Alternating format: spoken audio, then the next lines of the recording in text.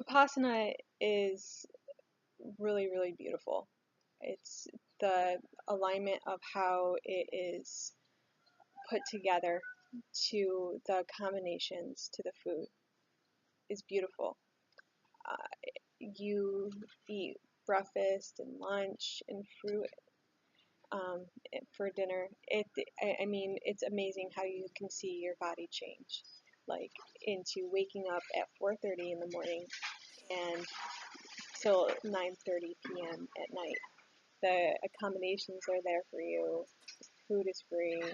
It's all donation based, and give what you feel afterwards, what your heart desires to give. They also more encourage serving. They want you to more serve others. They don't want to have money become into the way because this is a technique of the self and to embrace yourself. And it's so beautiful because people want to learn, want to know more of the self, more technique, more meditation, and they're like, but I can't. My job, my my funds, I can't afford to.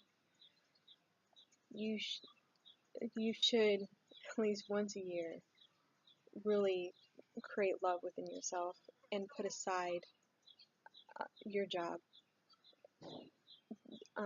Family is beautiful, but also when you go to benefit yourself, you're also benefiting everyone as a whole, your family, your loved ones. 10 days is not long. It might feel long, but really, when you go in, you realize the beautiful gift, and you realize, oh wow, I should be really focusing on a lot more things than just the house that I have or the car that I have, the cell phone. And it's I I can't express enough how this practice has benefited me. I remember being in Arcata, California, and I did a Zen meditation retreat, and they would keep on talking about suffering. I was like, what do they mean about suffering? Like, what does Buddha mean? I'm not suffering. I'm not in misery. When I went into Vipassana, then I understood suffering.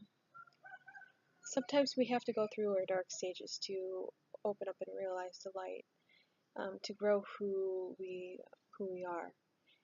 And I saw suffering, and I saw misery that I was creating within myself, that was creating outside of myself. And I finally realized what my friends were talking about.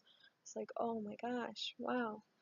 And it's really like, you tend to run away from things a lot. Like, you don't want to face it, you get scared. But when you go into that unknown and embrace it, then you're like, that aha moment. And then, like, it's like a hero's journey.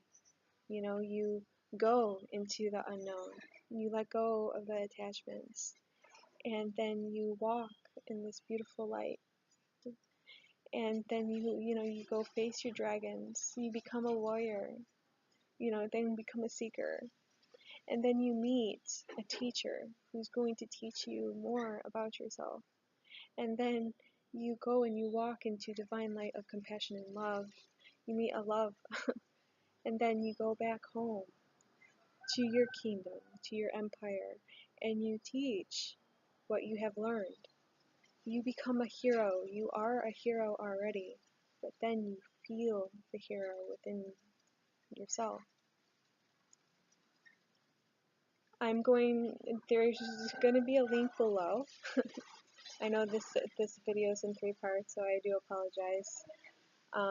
It's just so much you could put in, and I really, really thank you all for watching the video, and I hope this encourages you to, if not go into a Vipassana retreat, to go into more sitting still and just observing the breath, because that's where it is. That's where everything is. When they say it's underneath your nose, it's honestly underneath your nose.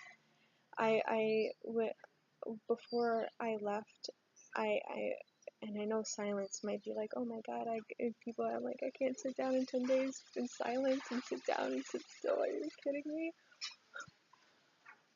I didn't want to leave.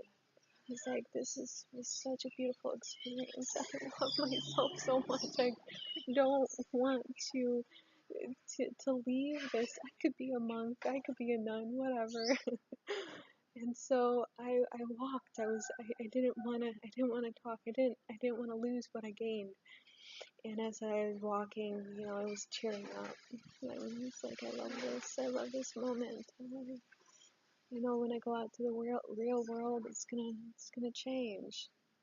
And I noticed I found the Garden of Eden.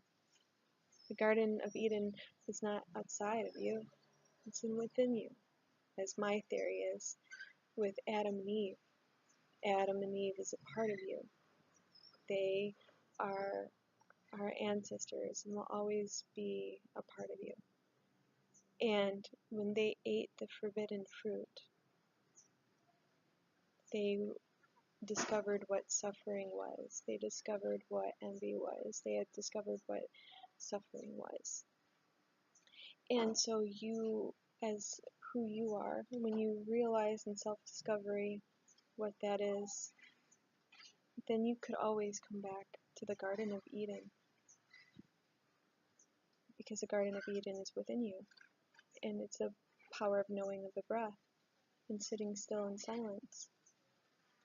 And then when you sit still in silence, you could sweep away that jealousy, you could sweep away the envy.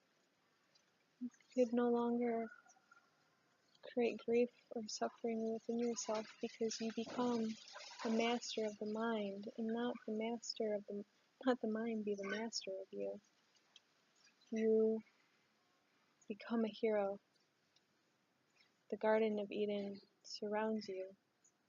And this practice, for me, will go on for the rest of my life.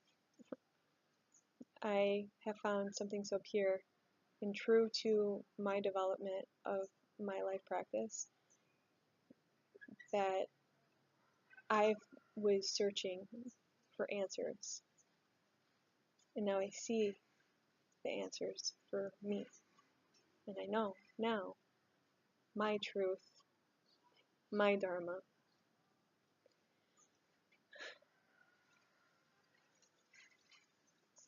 I'm now learning more deeper into compassion for myself.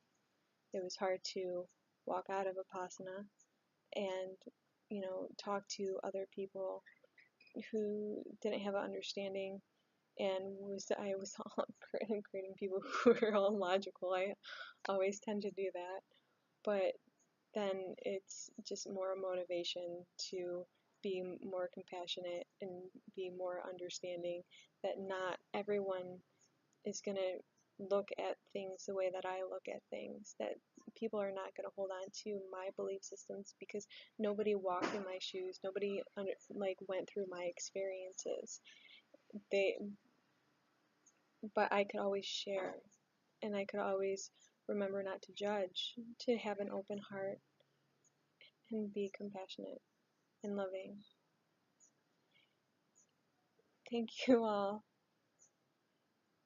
Link is below. You all have a good and beautiful journey. Namaste.